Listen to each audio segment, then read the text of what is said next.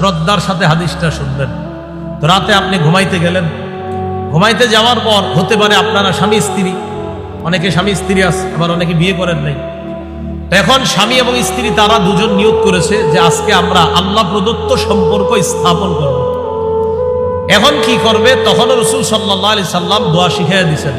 সহিহ বুখারীর ৬,৩৮৮ নম্বর হাদিসের বর্ণনা।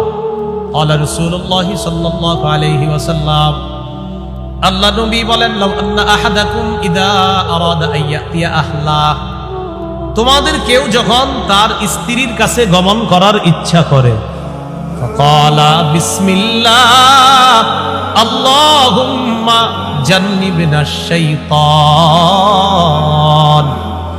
দোয়ায় বলবে বিসমিল্লাহ, আল্লাহর নামে, আল্লাহ জান্নিবনাশ শাইতান, আল্লাহ আমাদেরকে শয়তানের থেকে দূরে রাখেন, ওয়া জান্নিবিশ শাইতানা মা রাযাকতানা, আল্লাহ আমাদেরকে যে সন্তান আপনি দান করবেন এই সন্তান থেকেও আপনি শয়তানকে দূরে রাখেন। নবীজি বলেন তাদের এই সম্পর্কের ফলে যদি আল্লাহ কোনো সন্তান দেন, মনে করেন ওই সম্পর্কটা হইছে, আল্লাহ যদি তাদেরকে কোনো সন্তান দান করেন, ইন্নাহু ইয়ুকদ্দার বাইনাহুমা ওয়ালাদ লাম ইয়াদুররুহু শাইতানুন আবাদা, তাদের এই সম্পর্কের ফলে যদি কোনো সন্তান হয়, শয়তান এই সন্তানের কখনো কোনো ক্ষতি করতে পারবে না। এই জন্য সুন্নাহ সব ক্ষেত্রে আমরা বাস্তবায়ন করার চেষ্টা করা। তো আল্লাহ আমাদেরকে বিসমিল্লাহ শিখিয়ে দিলেন কেন?